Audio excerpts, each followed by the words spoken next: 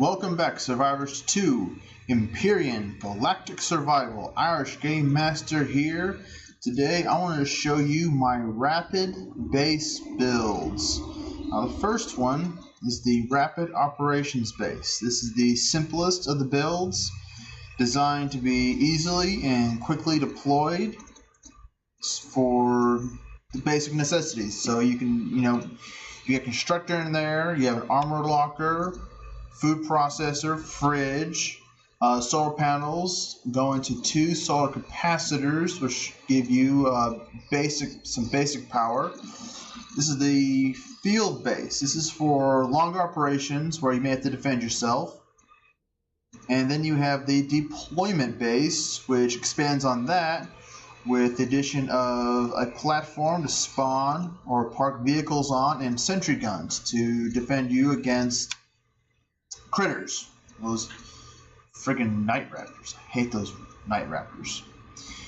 Alright, we're going to pop into one of the bases real quick, but I just want to talk about how to use these. Like I said, the field base is for when you need some defense, if you're going to be in an area long enough to be hit on by drones. We all just love being hit on by drones. The field and deployment base both feature their cargo controllers on the outside. Here is the cargo extension that's on the outside, the controllers on the inside. Here you see the equipment available. You have 3 extensions and 1 controller. The deployment and field base both have ammo containers. This operations base does not. The field base and deployment base also both have extra blocks underneath them, so that they kind of fit into the ground a little better because they're so big. So you can actually plant the deployment base a little bit deeper in the ground so that your HVs can climb up the ramps on all sides. Like I said, the only difference here with this base is the ammo box on the side right there. Now, these bases are all cheap and easy to build. I built them out of wood so that if you need to abandon them and move on, it's an easy choice to just run around with your multi-tool, grab up the guns, the panels, and the equipment inside, and chunk it in the factory for the next base or for something bigger and better. These are ideal for a PvE situation. Obviously, they will not last very long in PvP. They do not have generators and fuel tanks, although there is space underneath them to add that if you do need to. I would just go straight down personally, or build it into the floor at first, as well as cargo. If you need more cargo space in there for any reason, you can build it into the floor. Me personally, most of my production goes straight into the factory anyway, to going towards my next HV or SV or a CV if possible. Like I said, the deployment base is the only one with sentry guns to defend yourself against critters. But both the deployment and field base will handle most drone attacks, especially the early drone attacks, very effectively. You don't have to worry too much about your base being chewed up too badly. Yeah, you're probably gonna take a few hits, but you've got enough firepower there that they'll be able to hold them back. The solar panels are situated in such a way that you can get the most out of that energy, so you're not having to rely on fuel early in the game. Like I said, if you need to add more storage, just take out a wood block and plop down the storage container of your choice. There you go. Or extension. There you go.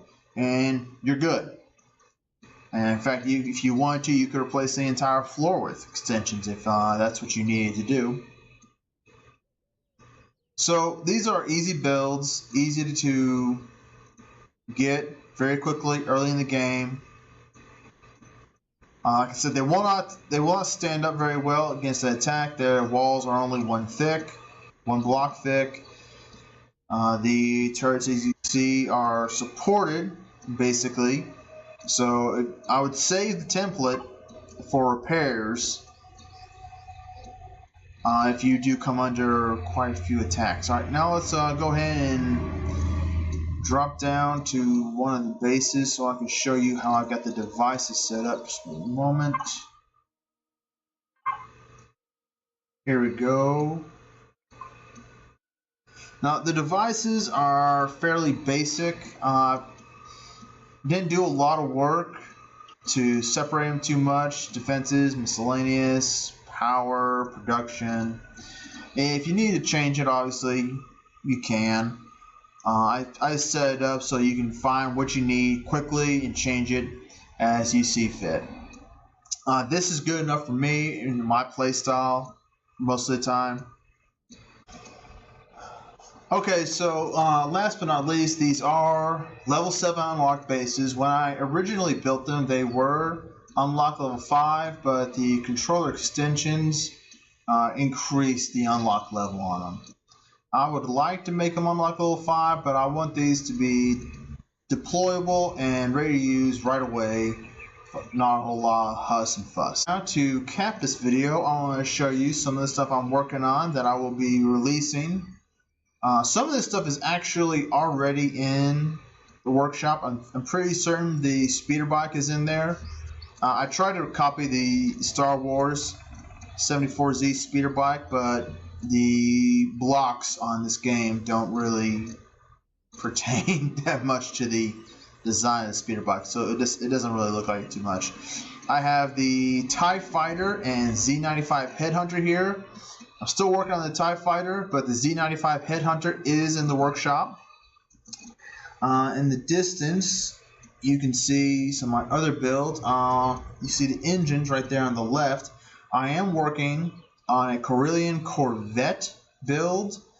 I'm using the smaller thrusters because I'm trying to make it an earlier unlock. The bigger thrusters, although more appropriate for the size of the ship, make it too hard to unlock it. I don't want this to be a level 20 unlock after all. But we'll get to that in another video. Now over here on the right, you see some of my other builds. These are not roleplay builds. These are HVs for harvesting resources on the surface of planets, primarily wood. I'm thinking about renaming these lag reducing hover vehicles because of the efficiency at which they can shred entire forests. But anyway, ladies and gentlemen, you'll be seeing a video on these later after I update them. I hope you enjoyed this video. Please like and subscribe to this channel. This is Irish Game Master. Over and out.